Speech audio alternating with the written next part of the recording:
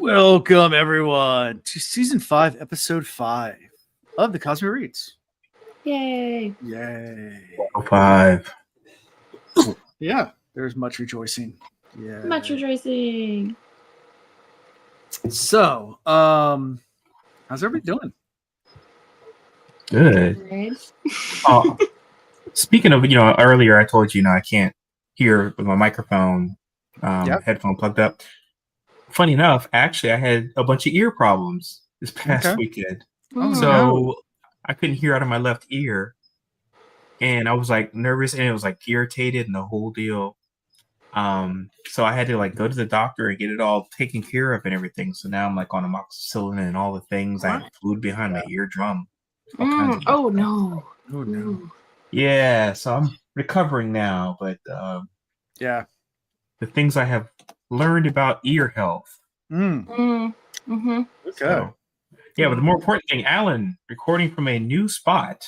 Yeah, you can see the tarp over there for where the construction is on the other side of there. So that's where the construction is. It matches your sailboat picture though, so it's okay. It does, yeah. Yes, it looks like it's done purposefully. Keeps the dust out. Now there is an air handler in this room, so if it gets kind of like a hum, I apologize, and I'm sorry, not sorry.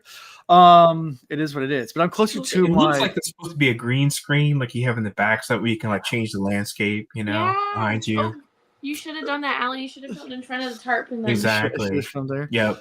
And I did buy my daughter for a bedroom. It's on the floor right now. See the rainbow carpet. Yeah, it's for her office that we're building out for her when she takes over her new room once the addition's done. So yeah, deal. Renovation. And yeah, so that's fun. Announcements. So I did make the command decision after our conversation last week.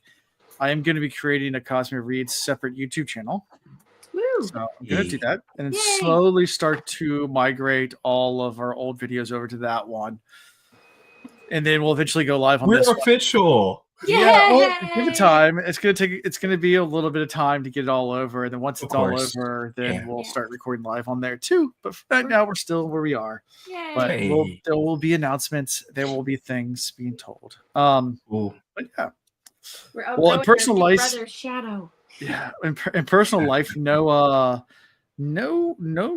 ear problems. I was supposed to play pickleball with Ian over the weekend, but he bailed because he decided to go get married or something. So wait, what? Yeah, he got married last Thursday.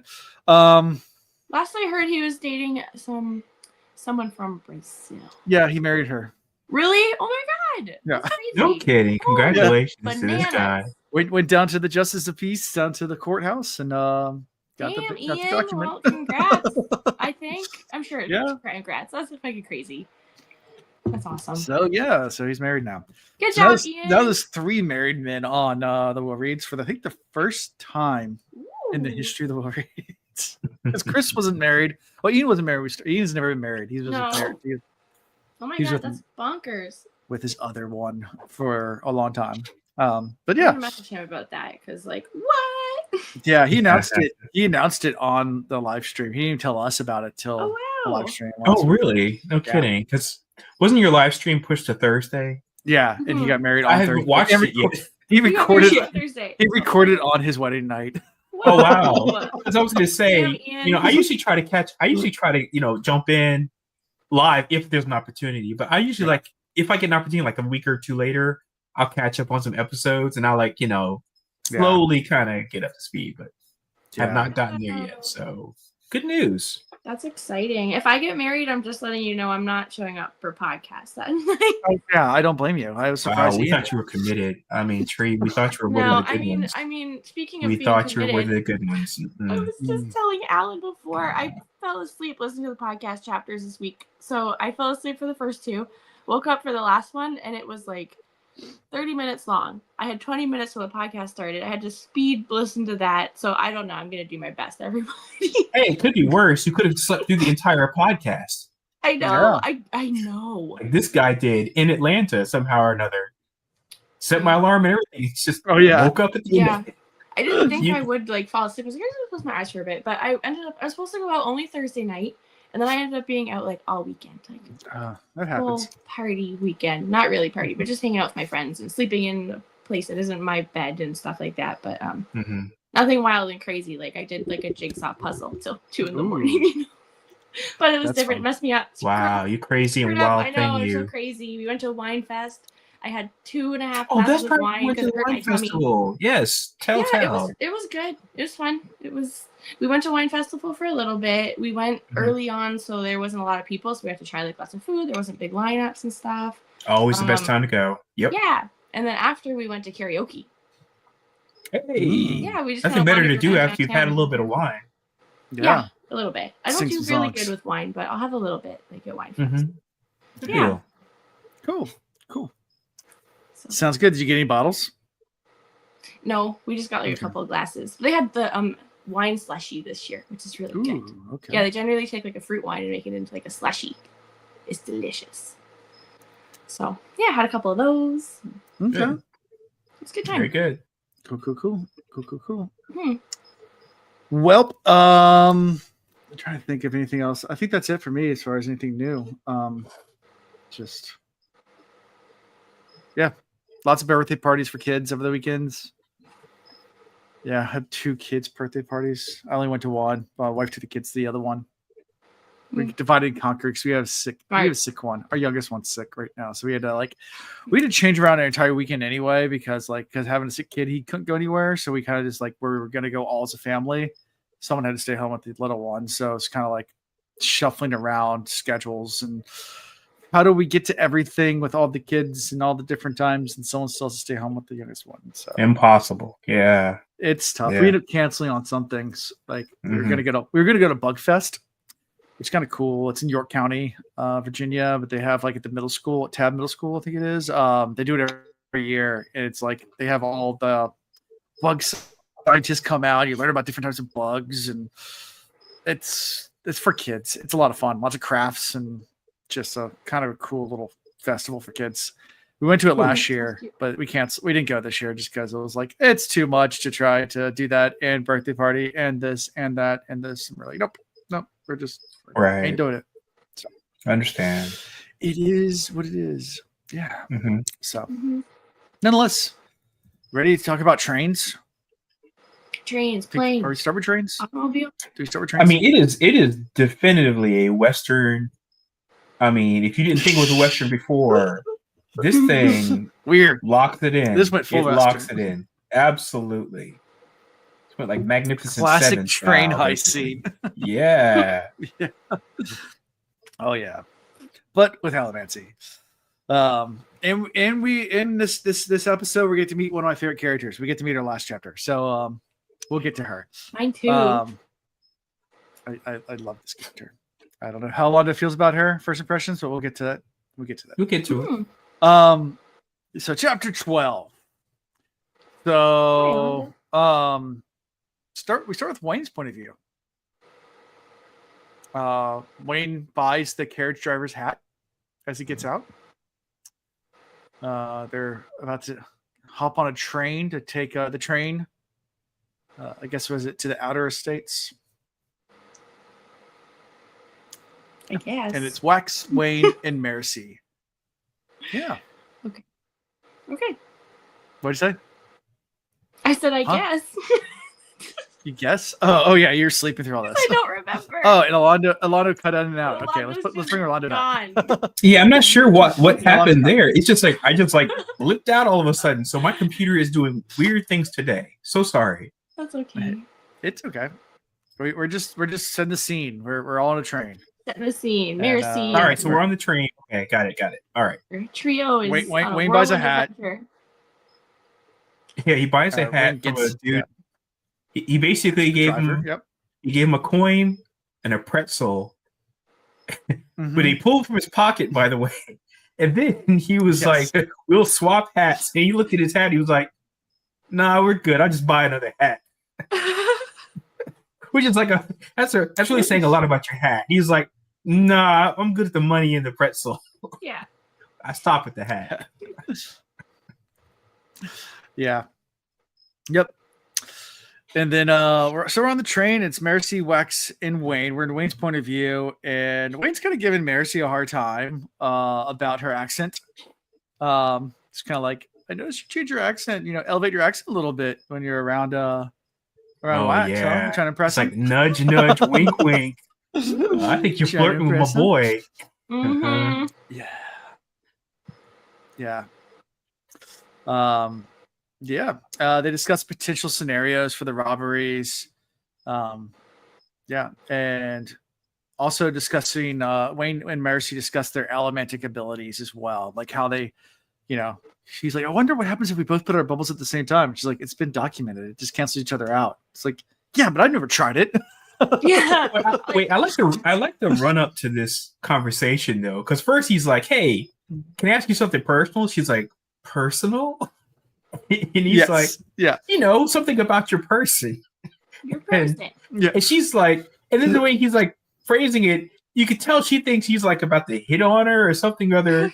Mm-hmm. And she was like trying to shut it down like immediately. She's like, "I'm not trying to hear that noise."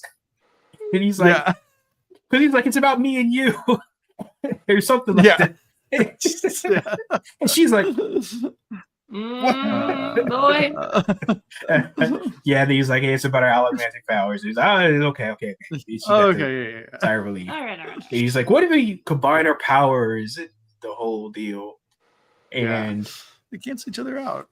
The one situation about when I was listening to this part and I was like trying to think, I was like, when would this really come in handy? To be able to slow down time for you while everything else passes by you. The only thing I could think of is playing dead. Yeah. Because your heart rate would slow down so much and the pulse would be imperceptible to somebody touching you. Right. Theoretically. But they'd be in the bubble though, so I don't know if that would help. Yeah, that's what I was gonna ask. Like, can they cross the bubble and it still work? Like, I doubt it. Yeah, I doubt it too. So you can touch it. But theoretically, though, if you wanted to lay and play dead, I mean, that would work, right? You could be like, or when you're a kid and it's Christmas Eve and you just want Christmas morning to come real fast, you can pop Christmas morning. There it is. Yep. Haha, it's here. It's here. All right, don't have to wait. Yep. There's a benefit there. Yeah. You want your work day to finish up fast? Yeah, exactly. You're done with your work for the day, but you can't leave to shift work or something like that. Just your lecturer or your professor is giving a really boring lecture. Yep. Fast forward that shit. Yep. Wayne also remarks he thinks Mercy's a good match for Wax. Yeah. There's that little slide mark that gets put in there. Mm-hmm. Anything from all this story switch back to Wax? I mean, you got some nice little I guess character building between Mercy and Wayne in this scene. Definitely with the accents and just with the allomancy and things like that. But like the reader is supposed to think, Mercy thinks herself, or her power is kind of useless for like any kind of combat or anything like that. Like, what would you need it for? I liked the process of Wayne. You could hear him trying to emulate the voice of the guy he bought the hat from. Yes. He's like, you get to hear the process. Right. And I love he's that like too. sitting there trying to like work the inflection and everything. And I thought that was pretty cool. Just to, it's nice to see behind the curtain. Like, it's okay. How do you do this? Is it like instantaneous? You see, no, it's a process. He works it through. He works certain like rhythms and things. Yeah. And, so I like that part. Yeah, you ever done like there's like training thing and I this is me just falling down random YouTube rabbit holes, but there's actually whole entire videos about like how to imitate different actors' voices, and they'll say like first talk with a southern drawl, then talk slowly, then lower your voice, and like they work through step by step like how to get to like a Morgan Freeman voice. I can't do it, but there's entire YouTube videos about like how to practice it. You start just tweaking this way, then that way. And if you do small movements, anyone can do any voice. It's just, you have to work on those little pieces. Yeah. Now, the only thing I've ever done that with is when I learned Italian. When I wanted to like make sure I sounded as authentic as possible and pronounce things the right way. And I like did like that, but I have never used it for anything else. I never thought about that though. Going looking like if I wanted to sound like, just some other actor, or just do like Christopher Walken, or Yeah, which everybody imitates Christopher Walken, right? So yeah, but you can work on it and like do it slowly and figure out each Okay. Mm-hmm. Yeah, but again, that was really cool to see Wayne do that, like in real time. Exactly. Yep. Pretty cool. Then what'd you say? What you drinking? I am drinking a Sam Adams Winter Lager because it was just in my fridge. It's an Orphan. Oh, okay. Just an Orphan. And Tree, were you drinking too? No, I got water. No, just water today. I mean, yes, I am drinking, but water. Because last week I felt like I was like the teetotaler in the room. And I was like, oh no, I gotta get something. Can you imagine? Yeah. Keep the size of my head. Yeah, we have a few orphans in the fridge, in the garage. We call them orphans when people leave beer behind. It's just the ones left behind. The orphans. Gotcha. People come over, they leave their beer behind. Little orphans. That's like how I call my socks that don't have a match, hopeless romantic socks. And I keep them all together with an elastic band in my thing. Because one day they might find their match. I don't want to get rid of them. So. You always wonder, though, where the hell did them socks go? Right? I don't know. Sometimes there is a gap like in between your washing machine and your dryer and the drum itself. You have spin. That's where they go. I've heard that. Actually, if you take it apart, you'll find a ton of them in there. That's what I've heard. Yeah, but the question is, though, how is that impeding the machine's capability to actually operate, though? There's a lot of empty space in there. I've taken it apart to replace the heating element before. It's surprising like how much space is in there. I guess enough socks go in there, it'll affect it. Right. Over time, by the time that happens, it'll probably be time to replace anyway. I see what you're saying, because you're not losing that many socks, right? Yeah. Unless they're kids' socks, then they're gone all the time, right? Gone all the time. Yeah. Well, that's for other reasons. Disappear weekly. That's for other reasons. That's not the wash machine or dryer. True. Kids. When you see a kid come home and they've only got one sock on, you're like, "Where's your sock?" They're like, "I'm missing a sock." Yeah. Yes, the joys of parenthood. Yeah. Oh yeah. I don't know how many times like my son has like put his stuffed animal. Because my 3-year-old has like a little stuffed animal line that carries around everywhere, but like he'll just like put him down, and, like take off doing something else. So I'll like casually pick it up, put it in my pocket because like it's a little small, tiny line. And then like we'll go like walk all the way to the playground and walk back. I'm like, "Where's your line?" He's like, "I don't know." I was like, "Did you leave it on the ground in front of the house before we left to go to the playground?" Oh my god. No. I guess it's gone. I give it back. I'm not that evil. You're not that cruel. I'm not that cruel. But it's still trying to teach them to keep track of your things. But it's a 3-year-old. It happens. So switching to Wax. Back on the train, Wax is still pondering about Miles' motives, and when he hears like a distant scream that's almost like muffled, but like it just gives him enough time to like react and move as a bullet comes tearing through the carriage he's in. Yeah. Wow. So fun times. We're under attack. So, but yeah, I guess it's instinct from being a lawman for so long. Hears the scream and moves immediately, which saves his life because otherwise he would have been a gunner. Yeah, and it's Miles. Good old Miles is there, and he's hunting Wax.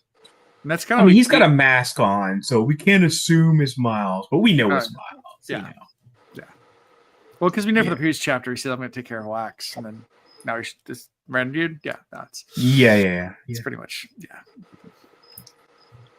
Any thoughts from this before we switch to the next chapter? Because this is kind of we end just with the bullet coming through, and the fight's about to go down. About to go down for real. Going down for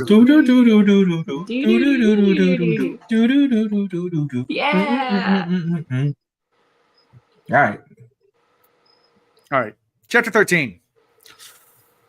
All right. So not wanting to risk any bystanders. They quickly, or Wax quickly moves to the roof. Yeah, he works his way after dodging the bullet, makes a run for it almost immediately. Tried to get up on the roof because he knows if the gunfight breaks out inside the carriage with all the passengers, collateral damage. So Wax is a good guy. He doesn't want to hurt the innocent people. Yeah, he's not about that life. I mean, well, we know that, of course, from the last attack. You know, he was trying to do everything he could to even avoid confrontation at all. Because it's like, hey, as long as they don't injure people or kill people. Yeah, the ballroom until blitz, they kill people. Yeah. It's then we blitz. Get a completely classic Western scene: the gunfight on top of the moving train. Yep. As they scoot back, car by car by car, as they get closer and closer to the end of the train. Yep. Using all the powers. The immortal guy, Miles, versus Wax. And Wax is holding his own, but, you know, he also knows that he can't beat him. Like, he can't kill him. Like, plugs him once in the eye, once in the forehead. Doesn't help, doesn't do anything, you know. Doesn't do anything. Instantly heals, just like, bloop. It's like, what you do? Yeah. He shoots him in the midsection. It's like, and he just like doesn't even flinch. He's just like, whatever, you know, just bullet just goes up the back, and he's like, that. Yeah. And at some point they start having like kind of a, I guess, philosophical conversation where Miles is trying to convince Wax that he's, you know, his ideology, that he's like, dude, I'm taking a higher purpose. I'm not a bad guy. I'm doing what needs to be done. I'm still a lawman. I'm still doing good. You're just too blind to see it. Yeah, but he comes up with this argument, and I'm still trying to figure out this argument. So the argument is that he's like annoyed that all these people from the city are the ones who are the bad people. They went out into the rough area, and then they caused the drama by either being like, you know, speculators, or they were already bad guys and then got caught in the city and then went out, took their ruthless ways out into the roughs, and they were like, ramshot over everybody out there, whether it be like, you know, serial killing or whatever, robbery, etc. And he's like, oh, well, you send your high sedity people who've got like mental issues and whatever out here to the roughs. They're the ones causing the problems. So the cities are the problem. And I was like, I guess I get it, but I mean, that's a really broad view considering, what is it, 4 million people in the city? I don't remember the numbers. It was right like that, though. Okay, so it's a matter of, this is where I'm getting in statistics here. I mean, we're talking millions of people. If you said, hey, there's a bad egg every so often, to make these broad assumptions, because you're comparing what I'm going to assume are thousands of people in the roughs compared to millions of people in the city, and they leave the city because they get caught. Yeah, if you have that many people, there's going to be that many bad eggs. I wouldn't just blame the city and say, well, the problem is the city. The problem is just that it's just economies of scale. I mean, you don't have that many people doing that in the roughs because it's like only thousands. So maybe like the 1 out of 100,000 people are going to have that problem. Take 1 out of 100,000 and then extrapolate that to 4 million. You know, now you're talking about, 40 people, right? So, so again, it to me, it's just a matter of ratio, not a matter of, the city turns him bad and then sends him out here. So his logic is a little flawed in my mind, but that's enough. And I don't think Wax doesn't buy it either. He's just like, no, he does not. No. He's like, I'm not. He's like, I don't have the right fork for your bullshit. I'm not eating it. Which I appreciate. I appreciate the fact he's, he's like, he's like, tell your story walking. I don't want to hear it. Yeah. Mm-hmm. Yep. And then at some point, Miles ends up knocking Wax off the train. But of course, Wax is a coin shot, so he just pushes off the railroad tracks and comes right back on. It was really well choreographed, though. He throws the bullet at him. Well, he opens up the cartridge, takes the bullet out, throws it at him. He just catches it like whatever, then uses that to push him. And then it just that's when he pushes Miles off. Yeah. Right. And then it just the whole thing, it just precipitates this whole set of circumstances where he's able to get him off the train, and then he's able to use the train tracks to fly. Right. Yeah. And he's like, it's the best feeling ever, just to be able to just fly. Just I mean, because it's better than what we saw in the original trilogy, where they had the spikes in the ground and they would like jump. Right. This is train track, so basically, you're flying like Superman, right? I mean, you just you just float. Yeah. Yeah. Exactly. It's a maglev. It's basically a maglev train. It's a maglev. It's exactly the way to think of it. Yep. So it's got to be a great feeling. I mean, it's a very distinct, path you're following. You know exactly where you're going. You have two rails, so there's no way if you going off the wrong direction or whatever. Yeah. I mean, I think it's probably like the greatest feeling ever if you have that capability. Yeah. Which he says. So. Yep. Yeah. And so eventually he ends up, like I said, tossing Miles a spent cartridge, like you said, pushing him off. And once Miles is off, he lays down because he is wounded. And Wax didn't walk away. He got shot. Yep. Took a bullet to the side, but nothing major got hit, but still got shot. And we later learn it's not his first time. Not his second time. Not his second time. So eventually, they get to the next stop, and Wayne goes to speak to the engineers and is like, "Yeah, you need to go ahead and keep this thing moving and not stop this train." And the engineer's like, "Oh, we're already trained not to stop this thing because that's how you get caught."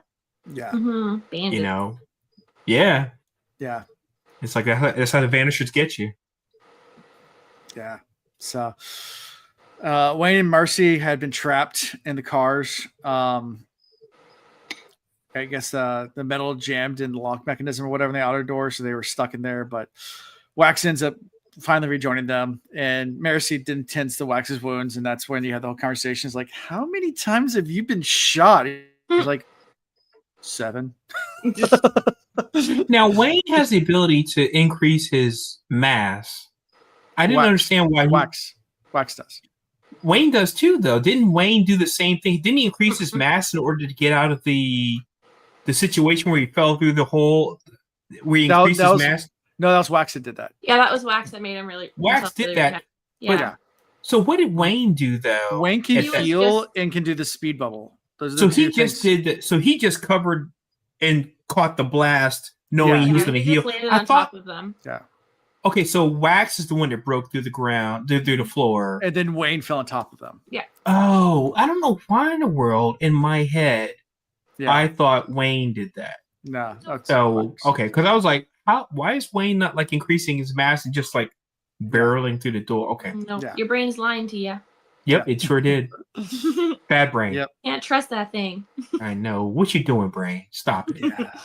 But and this is where they see how many times he's been shot. And 7, right? 7 times. Yep. Yeah. Guys like 50 Cent over here. Has all the balloons. Nice. In the club. In the club. In the club. So as they tend to the wounds, they decide that to go to a safe house and try to hide, because Wax makes the point, like, if I know anything about Miles, like the fact that I got away means that he's going to come even harder after me. Like, I need to go underground. I need to find a place to hide. Well, the bigger issue is that when he got shot in the eye and the forehead, Miles took off his mask. Right. Which is basically his way of saying, this is not going to end well for you because I don't care that I'm divulging my identity. Yeah. Mm-hmm. So he's like, oh, he's definitely going to come after me now. Mm-hmm. Mm-hmm. But of course, on the flip side, Wax is like, I need to finish this because this is a lawman thing now. You know? Yeah. It's like when one of your own goes bad, it's up to you to take him down. Yeah, you got to take him down. Not turn to the cops. This is internal matter. Yeah, yeah. Fun times.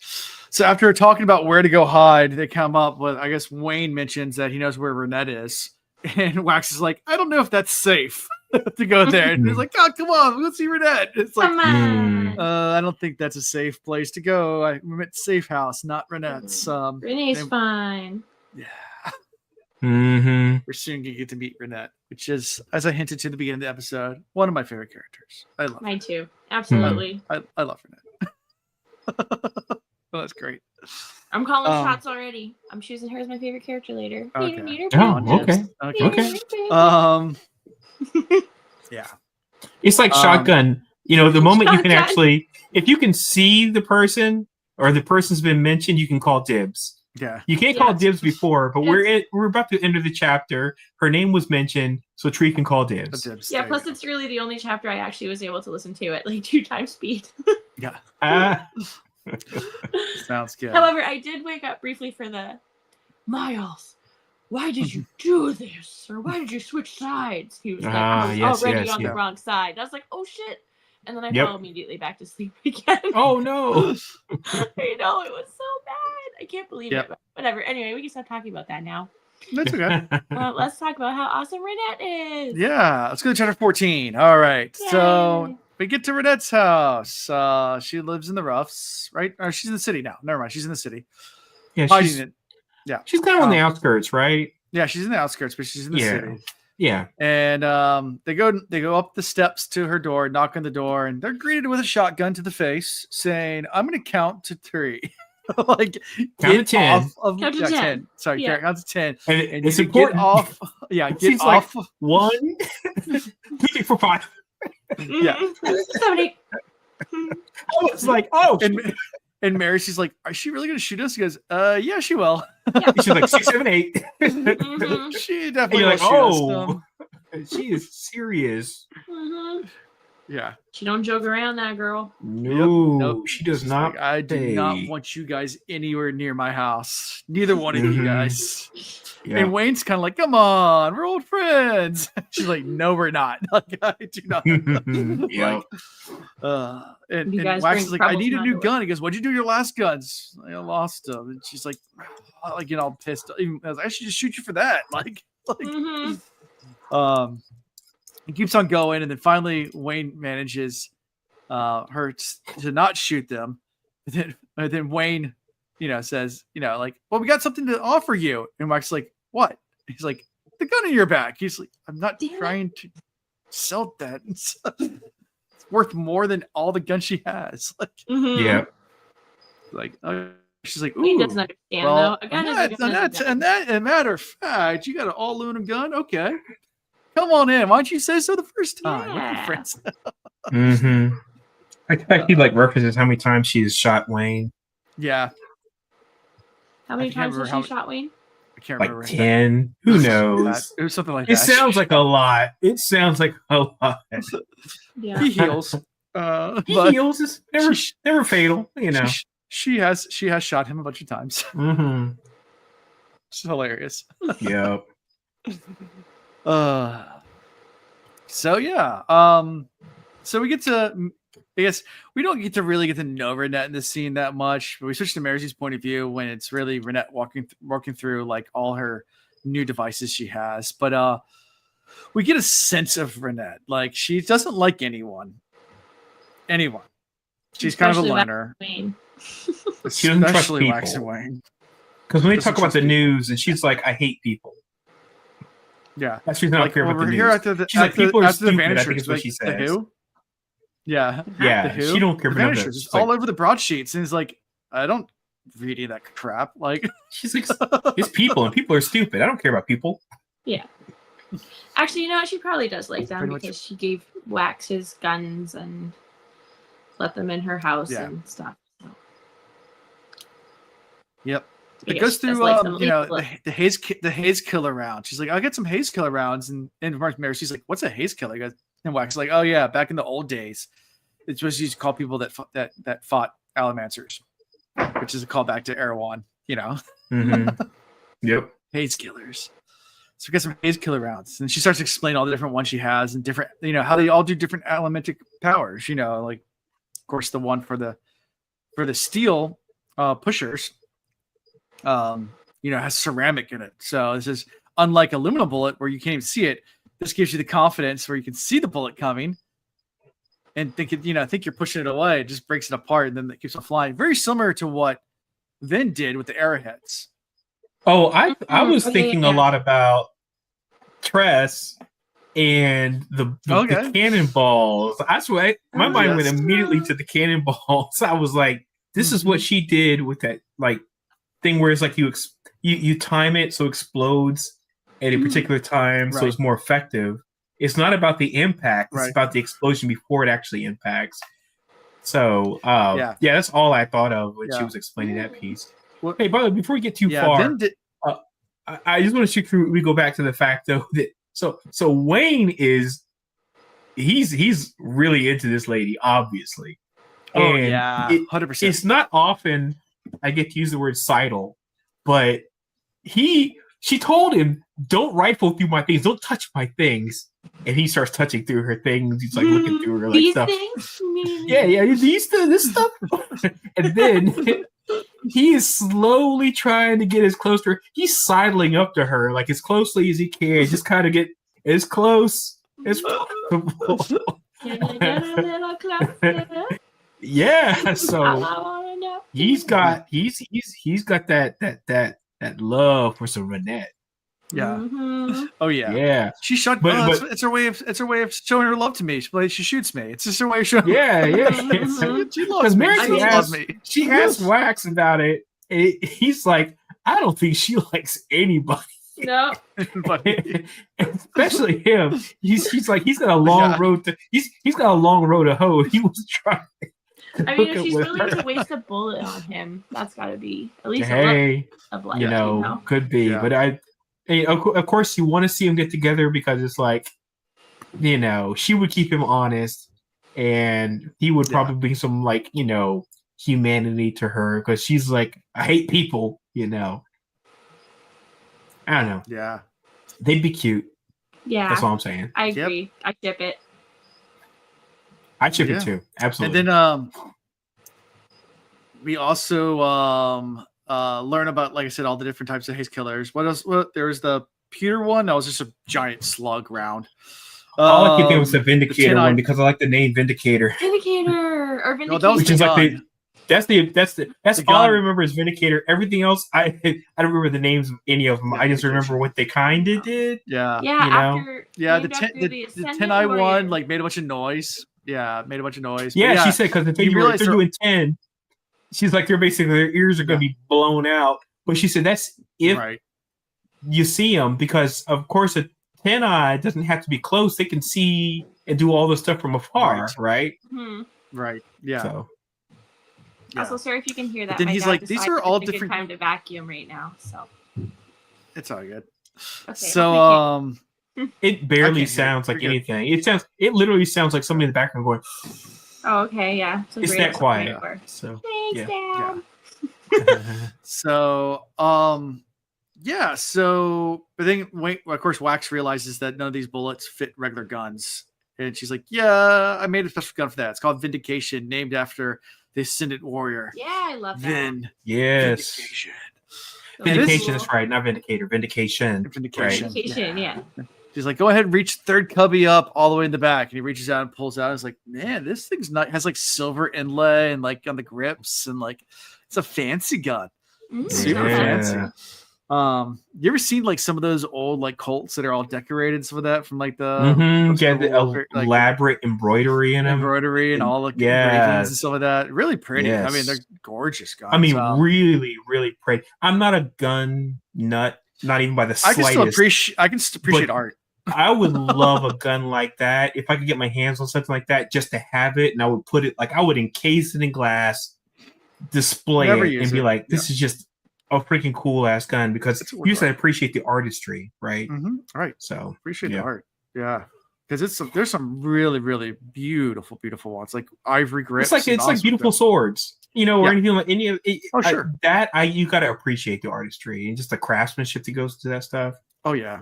So like, especially if you get like the Barocca or like some of those old Barocca swords and stuff like that are like, oh my gosh, yes, they're just yes. Ceremonial swords. Yeah. Yes. Oh, ceremonial swords easily. And they're so expensive. Yeah. Oh my god, they're so expensive. But they're pretty. So pretty. Yeah. But this gun is really cool. Just because of all its little features, and start going through all the different features on it. Of course, like it holds 8 shots instead of the normal 8 shooter, and she explains that she was able to not increase the size of it too much and still give it 8 shots. And she's like, yeah, go ahead and flick that lever there. He flicks the lever and whatever, and it locks into the 2 to spin it and hit that lever, and it locks into 2 rounds. Because so you can use 6 regular shots and then put 2 haze killer rounds. That way, if you know you're against someone, you can hit the switch to know you're gonna go right to the bullet you need. Right. And also, it's one of those 2 options. Yeah, and then and then she goes further and she says, now, since you're a steel pusher, go ahead and push inside the gun. And he does, and here's a click. He's like, a safety built in that only an Allomancer can use. Right. That's pretty cool too. Like, now she explains there's 2 lines on the in that area, and she tells them to push on that one line. Yeah, and that's the safety. Mm-hmm. I don't remember her explain what the other one did though. It doesn't. Oh, okay. It was like, yeah. Tell us there's 2 lines, and then not tell us what the second line is. Okay. Yep.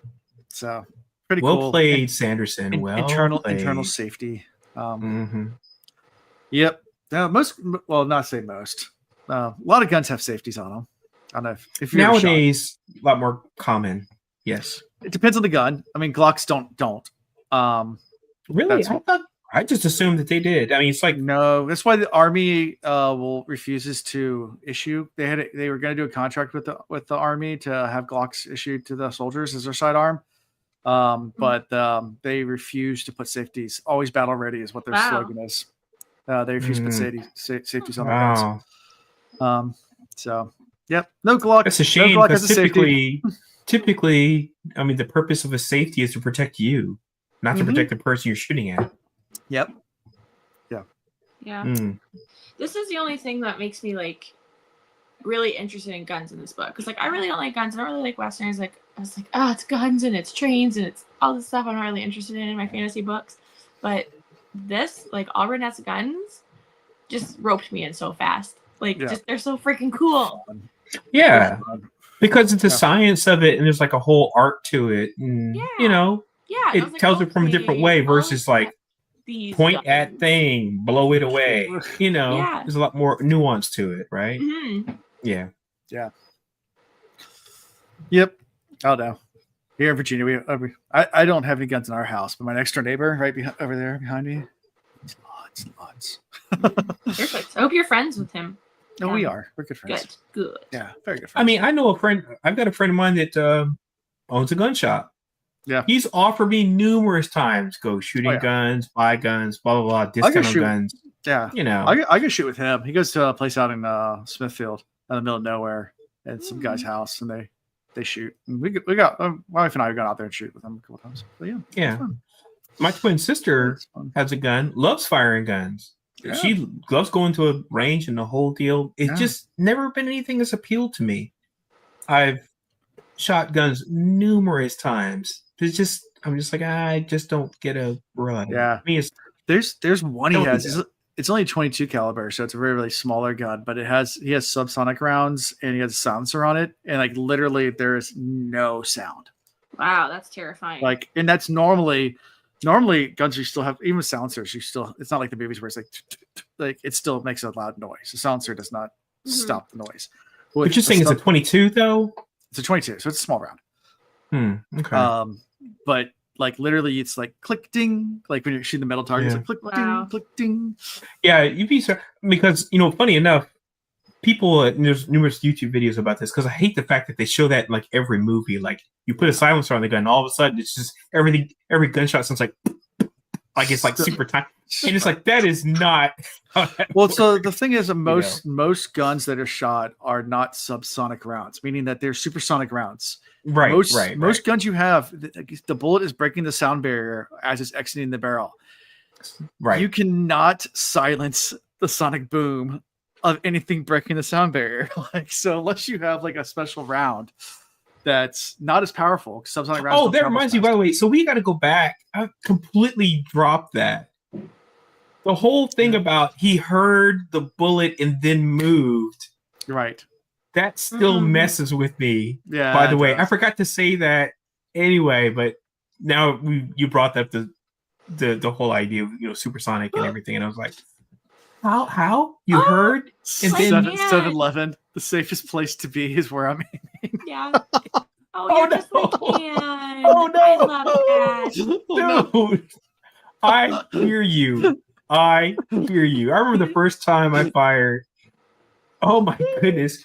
I was firing at the target thing, and I was like, where are my shots? They were like, I think you hit the poster over there. Not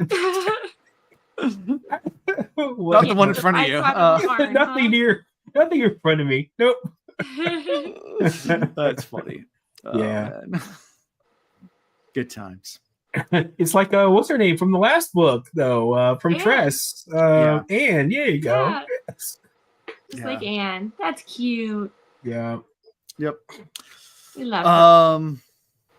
Yeah. So, but then she says that Wax can borrow Vindication as long as he makes a field report about it. Yes. Yep. Yeah. So, wasting no time, Wax scratches up a plan.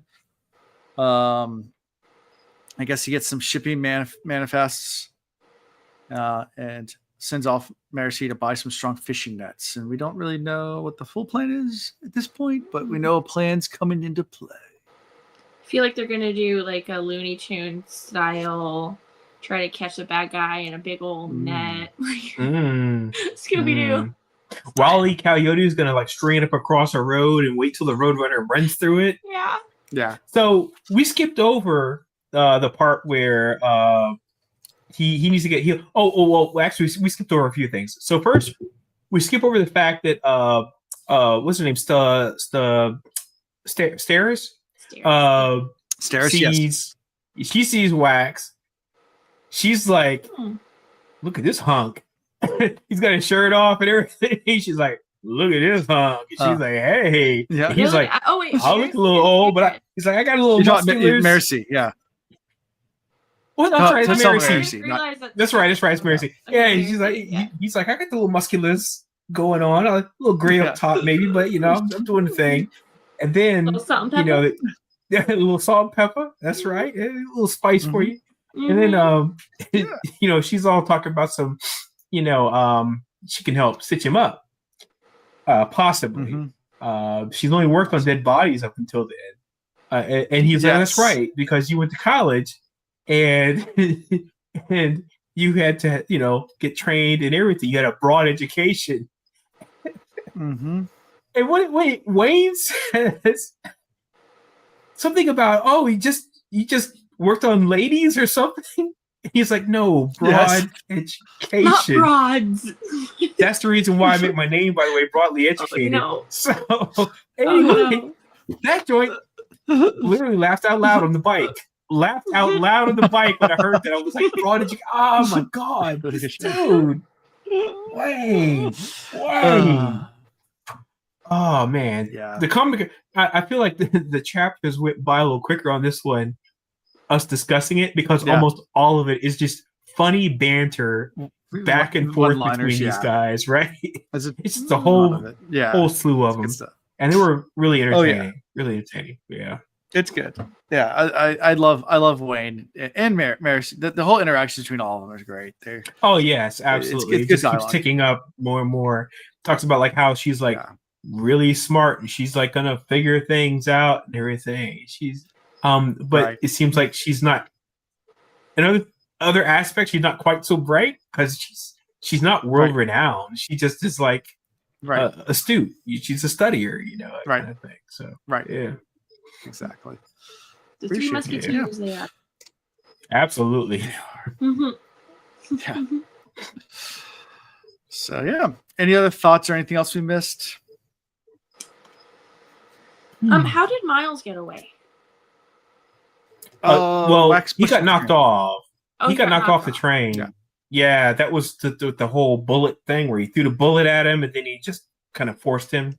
He caught it and he pushed on the train. And then he pushed him. Yep. Okay. Pushed him off the train. Yep. Okay. I'm trying to think what else is important that we covered. Again, I feel like this is just like good action, but a lot of lightheartedness stuff. Yep. I mean, a lot of chapters of just good fun stuff. I mean, it started off with the guy with the hat swapping thing at the beginning of the first chapter that we read tonight, and then it ends with your Lady Renette, right? So just good interactions, fun, back and forth. Renette is a very, very tropish character, but it's still still fun. So tropish.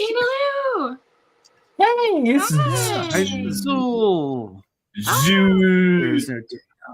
Have you been busy being a grandma duty? Uh-oh. Yeah. How's that baby doing? She's a grandma now. Grandma Zoo. Oh, wow. Grammy Zoo. Yeah. That's good. But yeah. So I guess favorite character. Renette. Are you sure, Tree? Tree, are you sure? Are you sure? Yes. Nah. Either that or Vindication. But someone else can have that one. But you gotta say Vindication. You gotta do it like Vindication. Like that. You gotta. Yeah, exactly. You got it. You got that. It's shaking situation. Yeah. I'm not typically the person that goes low hanging fruit, but Wayne in these chapters though had me cracking up. The dude had me cracking up between the interactions with him and Marcy, the interactions with Renette, him trying to sidle up to her, his one-liners, everything. I was like, this guy. Yeah. I still stand by my stance. Did I already put this theory out there? I might have. If I have not, I don't think he's gonna make it through this book. Yeah, you have. Okay. Oh yeah, you said it. And I don't think he's gonna make it to this book because he's very cavalier. Yeah. And I think that there's a possibility he's going to be in a mortal situation and may possibly get saved, but I don't think he's going to make it through the book. That's just my feeling. I hope. By the way, I hope he makes it because he's funny as hell. Yeah. But I will not even put that into the universe. Does not happen. I'm sorry. I'm just being honest. Love him. You're allowed to have your theories. You're allowed to have your opinions. It's okay to be wrong. Yeah, and I hope I'm wrong. Oh, please, I hope I'm wrong. But I just kind of feel like he's so cavalier and he just doesn't really take in the gravity of what's going on. This guy has avoided death so many times, up to and including his own, execution. And I just feel like his time's getting short. Yeah. Yeah. Sorry. His time's going to come due. That's my feeling. We'll see.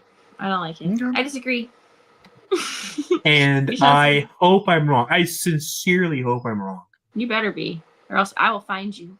I'll be like, damn. She knows where to find you. She knows where to find me. How about that? Yeah, I'll find you. My favorite character. Skills. I'm gonna give it to I'm gonna go to the carriage driver who sells the hat to Wayne because that was my second choice. Because he got a pretzel and a coin, and he was like a pretzel and a coin. You could have my hat. By the way, the last chapters of this I will be in Tree's spot. Yeah, we're gonna be together. So if he dies, she can stab me. I'm right there. She's like, oh my god, I can. Oh, you better hope. You better switch your lane. I know. I'm getting nervous. That's right. But she's gonna slap me like real hard. Like, yeah, because it's entirely your fault now if that happens. Yeah, she's gonna pull out the tree of 1,000 slaps. Well, next week we'll be doing 3 chapters because we'll do it next week, and then we're taking a week off, and then we'll finish the book. So next week I'll be on vacation, so I'll be recording from an even different spot next week. So gonna try to figure that out. But yeah, it might be on my phone, but we will record. We'll figure it out. The week after your vacation, right? Because next week I'm on vacation next week. Right, next week you're on vacation, which is 6th. Mm-hmm. I start vacation on the 10th. On the 13th, I'll record from wherever. I thought you weren't. I thought we were taking that week off. You're taking that week off. No, that's right. 13th. That's right. 13th. I can't. Sorry. Yeah. The 20th is when we will come. So we're gonna be off for 2 weeks then. No. We'll be here next week. No, I'm talking about what? So we're here next week. So when is the week you're taking off, Alan? I'm not taking off. He's not. Oh, I thought you said you were taking vacation too. I was like, oh shoot. Well, I am, but I'm gonna figure out. What you're gonna do? Oh, okay. You're just gonna record from your speak and spell. Yeah, either that or I'll find a guest host to do it for me. But we'll figure it. We'll record next week. There will be recording. Cool. One way or the other. Cool. All right. I'll do it in the hot. I'll bring my phone to the hot tub and just. Ooh, yes. I'll be at the beach. Anyway, he's going sexy. People, get ready. It's gonna be a podcast after dark. Sexy for YouTube. Might get canceled. You might get demonetized. I know. Yeah, I already get demonetized from music. Either that or we'll get actually really monetized. It's gonna go one of two ways. One of the two ways. It'll be available only on OnlyHands. So if you want to. That's right. By the way, we did have a comment in our Discord that someone was highly disappointed because they found our podcast, they started listening to it, and they, after one particular episode, they went immediately to our merch store to go try to buy a Bag of Antlers t-shirt, and were super disappointed when there was none. I was drinking. I know you. It was one of my notes. I was like, "What the hell are you talking about?" Someone was super disappointed that there was no Bag of Antlers t-shirt. Oh my God, man! You got to give me a warning on that, man. I was drinking. I don't get it. Can you explain to me? All right, so I said that Contra were basically a bag of antlers. The Contra. And then we kept talking about it for like a while, and we kept saying we're going to make a shirt. No, you didn't know it was a Contra yet. You said the mist when you first met a mystery. Right. It was just like this random glob like moving around. Yep. You're like, that's a bag of antlers, and we're like, just a bag of antlers. And then like we were laughing hilariously because of how accurate it was, because he had no idea what a Contra was yet, and I'm like. So close to actually what it is. and we never locked it in to create a bag of antlers thing. That's my fault. Alan did message me, and I'm like, huh? But I was going through lots of moving and. That's okay, but yes. I love the fact that someone called us out on it because we kept talking about it for like weeks. We were like, we need Bag of Antlers merch. Yeah. I mean, I guess I could still make it. I don't know. Oh, we should still make it. We still got to put this together. Look, if we can do Scotch Stank, we can do Scotch Stank stuff. Scotch Stank already. Well, I mean, they never Jen went dark on me for the OnlyHands. I need to reach back out to her. Oh yeah, that's right. We get the OnlyHands. Man, we need to put that on something. I was looking at that image the other day, and I was like, this thing is brilliant. I love it. OnlyHands. It needs to be on a hat or something. It needs to be on all the things. All the things. Because it's going to come around some more, obviously. Yeah. I mean, we're going to be in this like series of books for a long time, so. Yeah. Oh, there it is. Hi. There it is. Only hands. Like, what does a bag of antlers look like? I don't even know. I don't know. It's like a sack full of antlers. There's the Scotch Tank. Scotch Tank. Yes. Scotch Tank fresh. Yeah. Look, it's the ending of every freaking episode. I know. Kind of kicked yourself in the butt with that one. Yeah, I'm gonna change some of that stuff around sometime when I get my regular computer back and actually. I don't feel safe now. Yeah, there's gonna be different intros and outros. I'm gonna change the intro and outro eventually. Well, I have to get new music anyway because it's been we get demonetized every week because of it. So. Oh, seriously? I get a copyright strike not strike, but a copyright warning. Oh wow! Oh really? Yeah, wow. because so I bought the music, but then so I've learned this about the YouTube creator little open up the hood on YouTube and how crappy sometimes it is. Like you can buy the rights to music, but then if that artist sells their rights, the new owner comes in and starts striking everything. That's right. That's and true. They don't honor your contracts at all. Like they don't care. Like we own we own it now, so no. So if like someone like a creator makes free music, it's like, hey, this is free music, and then turns around and like someone comes in and says, hey, I'll buy that from you, and like they buy the rights, like even though you have those agreements don't stand anymore. So it's like, because I never had an agreement with that one. That was one of those like free to use ones, so you didn't need an agreement. Yeah. If I actually bought the music, it's a different story. But because there was no money exchange handed, it was just copyright free music that I used. Yeah. That then eventually got bought up. Then yeah, you get screwed on that. So I need to change the music. Fun times. It's the world of YouTube. YouTube loves doing that. Or it's not necessarily YouTube's fault. It's the industry's fault. It's just the way that they do things. Like once enough content creators start using content. I mean, because there's companies out there that do that. They'll wait till like a song's being used a whole lot, and then they'll just buy the rights to the songs and then start taking all the money from all those content creators from all their old videos. Because now every time it reminds me a lot of Research in Motion and BlackBerry. I mean, basically they had this stupid patent that they just like filed, and then they went after BlackBerry and they got like crazy amounts of money out of them for basically the technology to make emails available on a mobile device, and they fleeced them for like all kinds of crazy amount of money. So that's just the way it works. It's like, hey, I'm just gonna just put this thing out here and see if there's a way I can get some money out of it. Yeah, and start seeing it becomes popular and like get our lawyers. Yeah, I have a friend of mine. He used to be a professional skydiver. He doesn't do it anymore, but he was a photographer. So he did like, the videos for like, people jumping the first time, but he also did like really, really cool, like art type stuff, like cool pictures, skydiving pictures. And somebody found one of his images and then used it on like some really famous, I can't remember what it was for an advertisement for like, I want to say it was like Apple or Amazon, like a major company. So someone else took his image and then sold it to a major company, like to make profit off his picture. So he ended up having to go to court, and I mean, it was just a whole entire. He finally got it back, but it was just like you can't do that. You can't take my picture and just start making money off my picture. Like people do it like all the time. All the time. I know. Yeah. Yeah. So anyway, one time I wrote a technology class. I wrote like a curriculum for a technology class.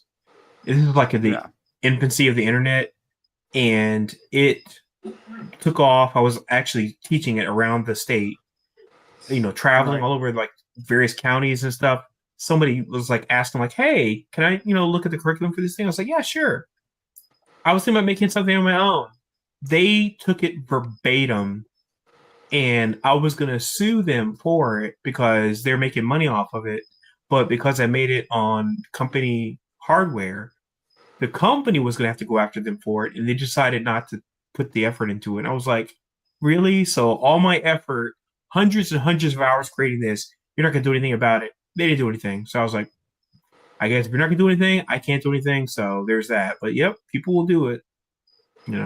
Oh yeah. That still rubs me raw to this day. That was 20 years ago. Yeah. Wow. Well, I think that Alando should make our new theme music.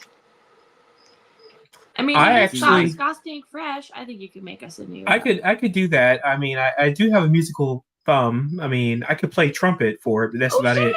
The thing I'm more interested though in is I have already, I know at some point in time, put together sketches for the Bag of Antlers and did not follow through with it. So that's the more important thing is Bag of Antlers. We really know each other then. No. Like we might have vaguely known each other. Right. But I don't think you're right. No, because we didn't meet until JordanCon. It was JordanCon, not this past year, but the year before. So 2024 JordanCon. Yes. So I don't know if you guys have big antlers at that point or not. We had it, but you wouldn't have known about it. So, but I will get on top of Bag of Antlers. I will draw my rudimentary sketches. Woo! I will use the resources available to me, and then send it on to Tree for her amazing interpretations. Okay. Yep. And this is where you use AI, people. It's not, oh, I'm gonna like make something in AI and sell it. I will use AI to help me visualize what I'm thinking in my head, and then send it off to an artist like Tree so she can take it to the next level. See, that's how AI is supposed to be used. I'm not sure if this is it, but I think this might be. This looks like the right picture. I went and looked it up. This is the picture you took, I think, that they used on promotional. Oh. So he took that picture, but then like someone sold it to a company and they use it for like advertisement or something like that. And he was like, "That's my picture." And he went and pulled that. Probably used it on one of those motivational pictures, just like it was something like that. It was like he's like, "Dude, I took the picture." Yeah. Good times. Well, that's not good times. That's bad times. Oh, yeah. No. Intellectual property piracy is rampant. Yeah, so it is. It is so insane right now. Yeah. Yeah. It is horrible. Yeah.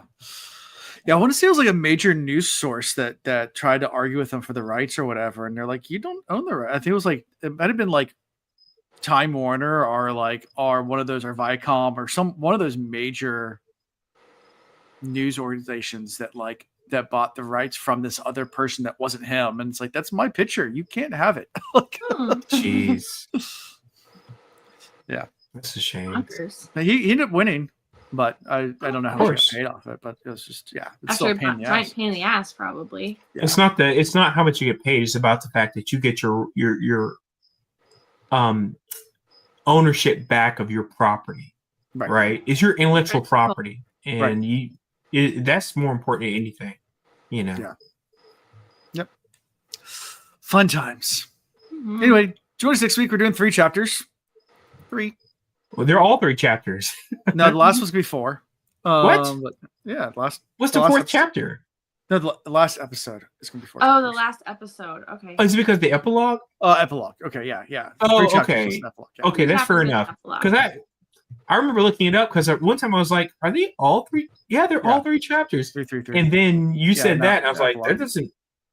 But I forgot about the epilogue. 3 and epilogue. Yeah. Yep. There you go. Count that as a chapter. Anyway. Fair enough. Yep. So next time's 3, and then it'll be the final one in like 2 weeks. Also, we didn't talk about food this whole time, just so you know. No. What did you have for dinner? I had spaghetti.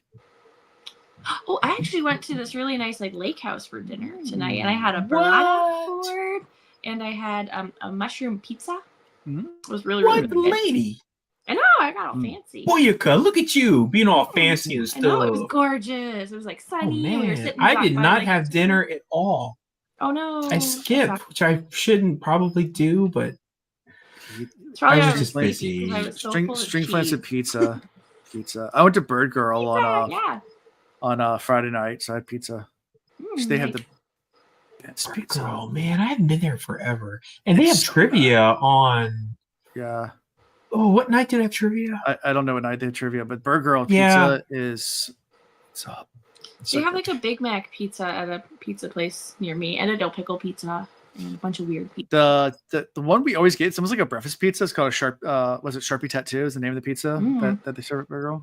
But it's like, I'm trying to think of what, like, tons of cheese, but also there's egg in it, it's bacon, and then we put homemade pickles on it. It's really, really weird. It sounds weird, but it's delicious. It sounds delicious, actually. I'm all for it. That's really good.